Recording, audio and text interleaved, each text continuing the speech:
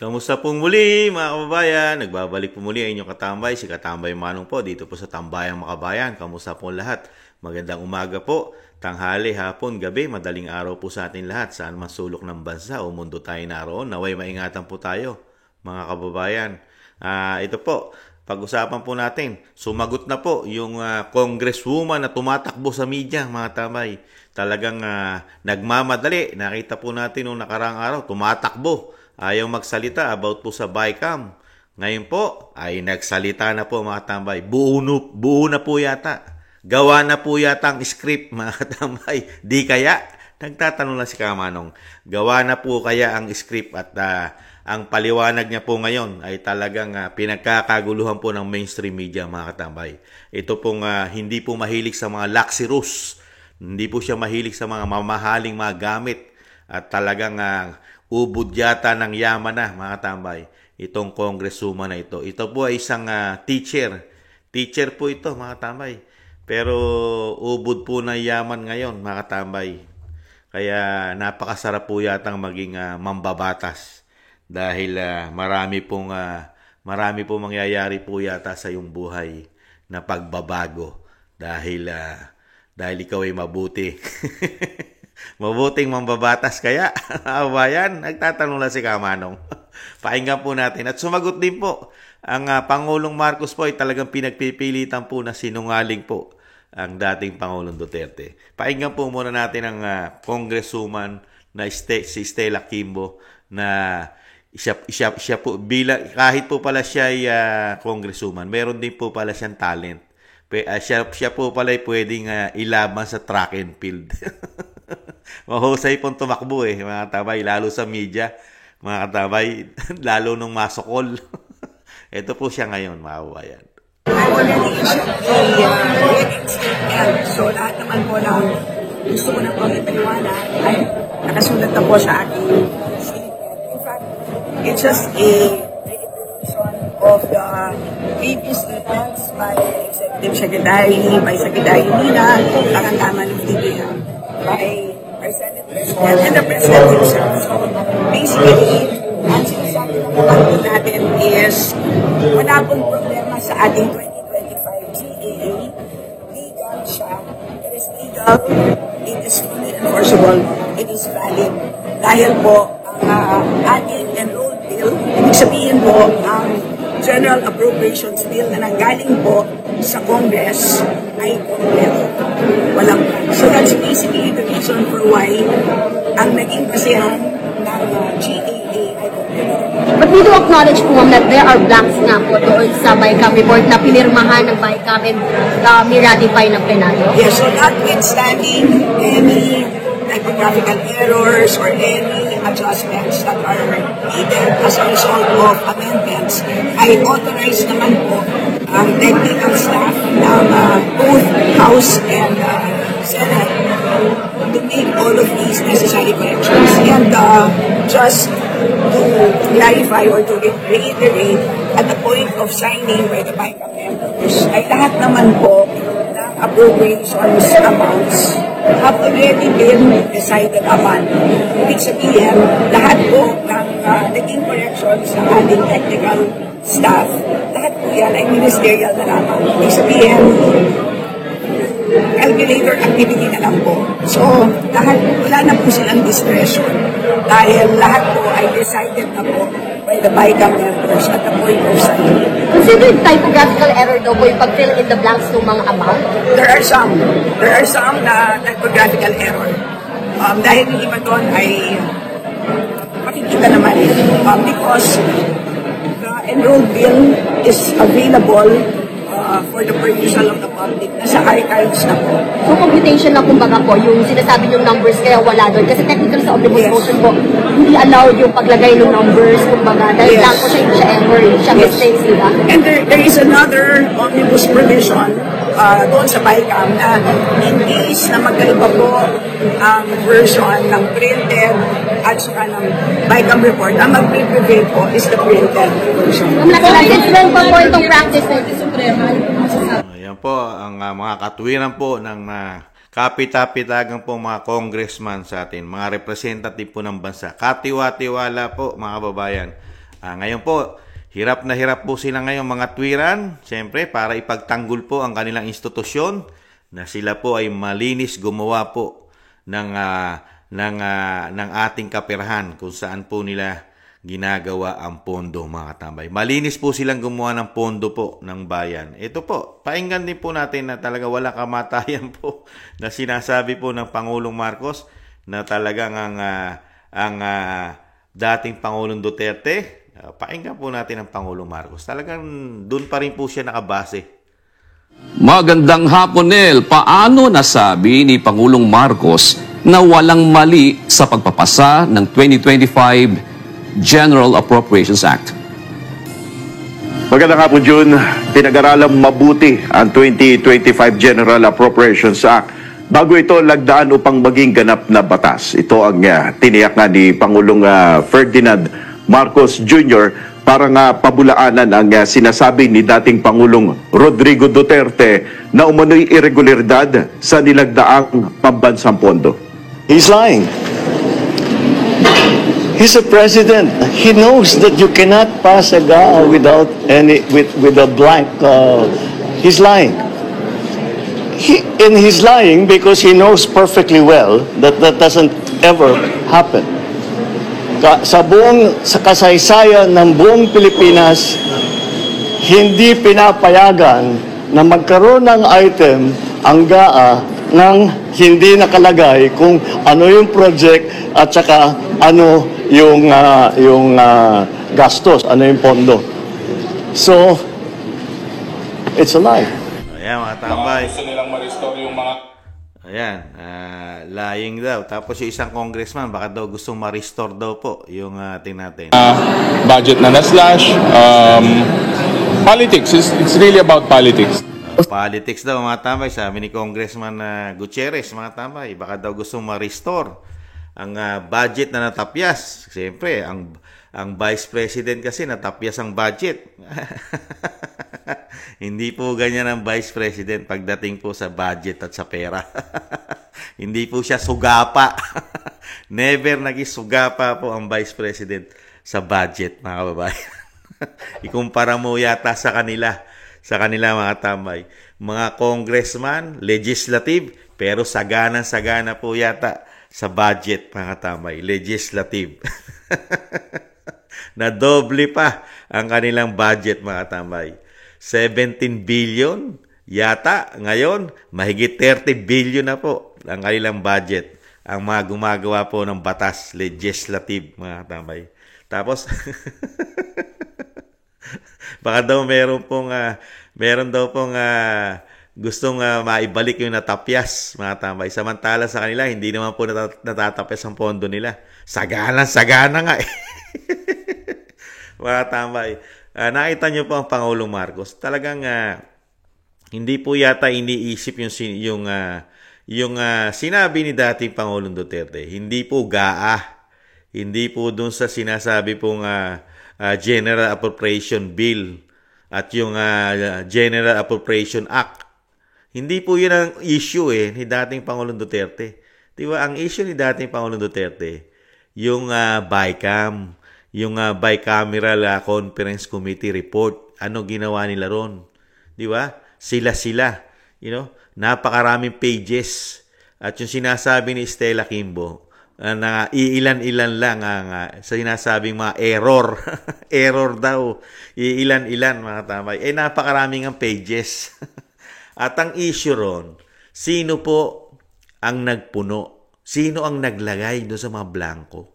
Di po ba? Kasi BICAM report. Tapos, iba blanco mo. Tapos, dadali mo na rito sa General Appropriation Bill o GAA. Gagawin nyo ng batas. Tapos, pipirmahan na ng Pangulo itong General Appropriation Act, itong GAA, para maging tuluyan na maging batas. Kumpleto na yung mga blanco doon sa BICAM, yung ginawa nyo. Kaya di nakita nyo po yung itsura po ni Stella Kimbo, mga kabayan. Nakita nyo po, malikot. Napakalikot po ng ulo. Nakita nyo po kung magsalita. Di ba? At hirap na hirap po siya. Hirap po na talaga itama nila yung kanilang institusyon.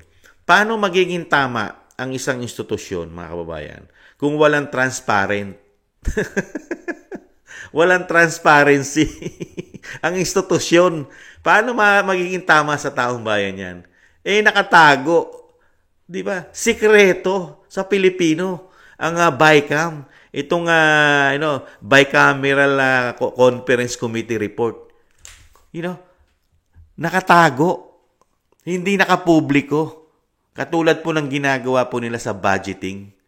Di ba? Pagka nagbabudget na po, talagang nakapubliko po, lalo sa Vice President, di ba? Binakbakan yung pondo ng Vice President. Nakapubliko. Alam ng mga Pilipino, napapanood, nakikita ang galawan. Pero dito sa ginagawa nilang BICAM, itong bicameral conference committee report, nakapubliko po ba yan? Excuse me po. Di po ba nakasekreto? Tapos paniniwalaan mo yung institusyon katulad ng Stella Kimbo na puro congressman po ngayon ang nagiging attack dog po yata, mga tambay. Attack dog po yata ngayon ang speaker. Ang speaker po ay nananahimik po yata, mga babayan. Wala pa po yatang pahayag ang speaker ng Kamara dito po sa BICAM na ito. Itong issue po na tinatanong po ni dating Pangulong Duterte at ni Congressman Ungab. Tahimik na tahimik din po, pati po si Saldico. At ang speaker, dahil lang nga po tamang-tama at talagang sumapol sa kanila ang sinabi ng Vice President. Totoo po, ngayon, ang lumalabas po ngayon, totoo ang mga pahayag ng Vice President noong mga nakaraang taon lang po. Di ba sinabi ng Vice President na talagang ginagawa po nila sa BICAM, sa GAA, di ba? Paiba-iba ang report, iba ang nasa bicameral conference committee report. Pagdating po sa GAA, naiiba na po. Tapos pagdating doon sa GAA, dito sa General Appropriation Act, iba na rin po ang pinipirmahan daw po ng Pangulo ayon sa Vice President. At dito rin po sa ginagawa ng General Appropriation Bill, ito ding itong GAB. Di ba? Yung ginagawa nila sa GAB, mga kababayan, iba. Pagdating po sa BICAM, sa bicameral conference committee report, dito po nagkaroon ng blanco, di po ba? Pagdating dito sa GAB, di ba itong General Appropriation Bill, iba naman po. Di ba? Nahandun na po yun Nahandun na yung dinadagdag nila. Yung sinasabing yung error, yung error, dito na po nila ginagawa yon.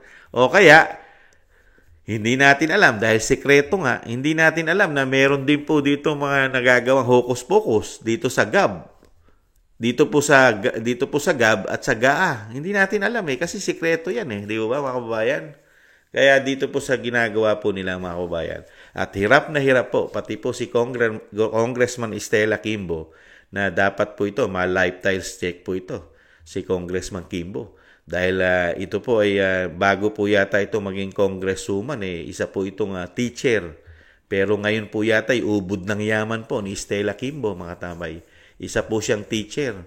Ngayon po, hindi po matawaran po yata ang kanyang yaman. Nung maging congressman po yata, dapat po ito ma-check po. Ang mga kayamanan, dapat po talaga ma-check ang mga kayamanan ng mga congressman at mga senador. Kung gaano po kalaki ang iniyaman nila. Kung gaano sila yumaman sa kabila ng kanilang trabaho bilang mga mambabatas. Di po ba? Sana maging batas yan. Kamukha ng bitay, maging batas po sana, bitay, drug test, saka itong pagsusuri po ng kayamanan ng mga politiko. Katulad po ng mga congressman, mga senador. Pagpasok nila bilang mambabatas, congressman, senador, kailangan po ma-check po talaga lahat yan. Dahil nagtataka po ang taong bayan, katulad po ni Congresswoman Kimbo, na isa pong teacher, ngayon po, napakayaman po, at sobra po yata ang yaman, mga luxurious, mga nagmamahalang mga sasakyan. Malalaman po yan kung magkano po ang kanyang, magkano po kanyang sweldo sa loob ng isang taon. Di ba? At ano ang mga na-produce niyang mga negosyo nung siya po ay maging congressman, mga kababayan. Dahil may balita po tayo dyan kay Congressman Kimbo, di ba? noong mga panahon po na siya po ay nagtuturo, ay gumagamit lang po siya ng transportation na tricycle o jeep. Pero ngayon po, daig niya pa po ang isang celebrity, mga tambay. Ang kanyang sasakyan ay hindi na po bababa sa ilang milyon, mga katambay, ang kanyang sasakyan, at dumami na rin po yata ang kanyang mga bahay o mga sinasabing alamansyon, mga kababayan. Ganyan po yata, katindi po yata ang kitaan. Sobra po yata ang kitaan dyan, mga kababayan, dahil unang-una, sinasabi nga po ni dating Pangulong Duterte, mga kababayan, sa Kamara at sa Senado ay wala po mga resibo yan. Sikreto po yata ang kanilang budget po. Ano po sabi ni dating Pangulong Duterte at ni Sasot Rogandos? Ang mga pondo nila, ang kailangan lang daw po ay certification, mga tambay. Liquidation by certification lamang. Hindi kailangan ng mga resibo. Kaya, nagtatanong lang si Kamanong. At ang kanilang mga pondo, mga kababayan, hindi po nakapubliko. Walang public hearing po. Hindi po natin nakikita kung magkano po ang pinopondo nila sa kanilang mga ahensya, sa kanilang institusyon. Di ba? Ganyan po nangyari eh. Sa pera po natin, talagang kontrolado po nila. Tamang-tamang sinabi ni Vice President, kontrolado nila ang pera ng Pilipino. Kontrolado po nila. Dahil nga po, sekreto po ang pera ng Pilipino sa kanila, lalo sa BICAM. Dito po sa Bicameral Conference Committee Report, siyempre po, hindi natin alam.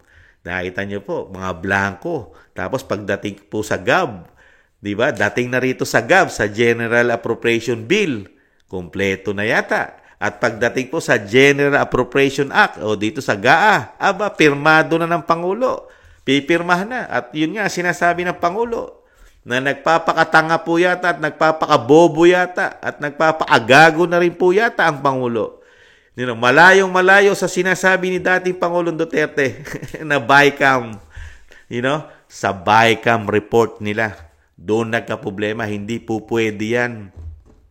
Sinikreto nyo na nga ang report dito sa BICAM.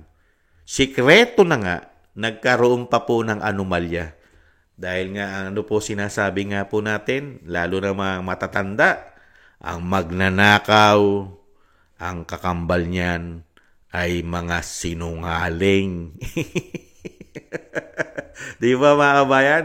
Yan po yun eh. Ang magnanakaw, siyempre po, ang kasunod niyan o kakambal niyan, mga magnanakaw daw po. Mga magnanakaw daw po, mga kabayan. Makikita po ba natin sa kanilang mga itsura? Sa kanilang mga galawan? Sa kanilang pamumuhay? Sa kanilang mga ari-arian? Makikita po ba natin doon na sila po ay gumagawa ng hindi maganda sa ating bayan? Di kaya? Mga kababayan, ano po sa tingin nyo, mga kababayan? Pagkakatiwalaan po ba natin ang mga congressman? Ang Pangulong Marcos? Na inililihis na po ang sagot sa issue na pinatutumbukan ni dating Pangulong Duterte. Malayong-malayo na po ang sagot niya doon sa sinasabi ni dating Pangulong Duterte. Kaya nga po sa pagka si Cathy Binag ang kinausap po, ano sasabihin ni Cathy Binag? Bangag daw po ang Pangulo. Lalong-lalo po ang dating Pangulong Duterte. Sasabihin din niya, bangag yan . Magsasalita ba ng tama yan? Kung bangag ka, ayun. Pagka si dating Pangulong Duterte ang tinanong mo niyan, saka si Cathy Binag. Di po ba? Yun lang po isasagot yan. Bangag . Kaya hindi sasagot ng maayos. Nakakahiya, no? Isang magaling na abogado, magaling na naging presidente, prosecutor, mga babae, napakagaling na politiko. Tapos sasabihan po ng hindi abogado na Pangulo, na si Pangulong Marcos Jr., na sinungaling, liar, ang dating Pangulo. Mga babayan, batas po ang pinag-uusapan. Pagdating sa batas, sino po ang katiwa-tiwala pagdating sa batas? Yung hindi abogado o yung abogado na napakagaling pa na Pangulo, napakagaling na prosecutor, lawyer, at ang magsasalita sa iyo na sinungaling at ang pinag-uusapan po ay batas na dahil ito'y kaperahan natin. paniniwalaan natin ang isang hindi abogadong Pangulo? Dito sa abogadong Pangulo na alam ang batas, na hindi uubra, hindi tatama, labag sa batas ang ginawa ng institusyon po ng Senado at Kamara. Dito po sa ginawa nilang bicameral conference report o committee report, mga tambay. Tapos pangangatuwiranan ni Kimbo dito sa GAB, sa Kasagaa, mga kababayan. Kaya po, panahon na po, mga kababayan, panahon na po na itong mga ito ay talagang kailangan na pong hindi makabalik yata sa mga kanilang pwesto, mga kababayan. Kawawa po ang pera natin. Kawawa po. Dito po sa Bagong Pilipinas, sa institusyon po ng Kamara at Senado, ganito po ang nakita po natin. Samantalang sa panahon ni dating Pangulong Duterte, never po nangyari yan. Yung ginagawa po ngayon ng institusyon ng Senado at ng Kamara, hindi po nagawa yan sa panahon ni dating Pangulong Duterte. Walang naging issue dyan sa BICAM at wala tayong naging issue sa ating kaperahan. Pero ngayon, napakaraming issue ng Bagong Pilipinas. Ang maririnig lang natin sa kanila, puro body language. Napakahusay magsasayaw. Mahusay po nilang itwist, pangatwiranan ang mga aligasyon. Puro body language, mga tambay. Pati ang Pangulong Marcos, napakahusay magsayaw, napakahusay kumanta, napakahusay magtalumpati. Mga body language. Alam mo yung mga sayawan nila, no? Yung mga sayawan nila na alam mong may tinatago na mga sikreto, di umano. Alam na, nakikita po natin yung mga sayawan, yung galaw, yung kilos, yung pananalita nila. Ang mga mata hindi makatingin, iba ang mata nila. Malilikot. Talagang doon ka magugulat no? Tingnan mo yung kung magsalita ang mga Duterte, si BP, saka si dating Pangulong Duterte. Iba sila magsalita. Talagang nakita mo yung mga galawan nila. Talagang nakikita mo yung nagsasabi ng totoo. Samantalang yung mga galawan nila ngayon, napakahirap tingnan. Napakahirap paniwalaan kung nagsasabi ba sila ng totoo. Di mo ba, mga kababayan? Kaya dito po, yung sinasabi nga po ng Vice President, kontrolado nila ang pera ng bayan. Mag-isip-isip na po kayo. Mag-isip-isip na po tayo, mga kababayan. Kayo rin po, mag-isip-isip po sa ganito po. At ganun din po ang ating mga kasundaluhan. Ano po sa tingin nyo, mga general, mga men in uniform natin? Ano po sa tingin nyo, mga general, mga men in uniform? Tama pa ba ang nangyayari sa ating bansa, lalo sa ating kaperahan? Tama ba ang ginagawa ng institusyon ng Senado at Kamara? Nagtatanong lang po si Kamanong. Tama po ba ang direksyon ng ating bansa, lalo po sa kahirapan? Diba? Tama po ba? Nagtatanong lang po tayo sa men in uniform. Maraming salamat po, mga kababayan, sa mga nakagusto po ng ating Tambayang Makabayan, sa mga lalo po sa YouTube at TikTok, at sa mga nagla-like, share, subscribe and comment. Maraming salamat po. Muli po, si Katambay Manong. Paalam po muna. Ingatan nawa. Bye-bye.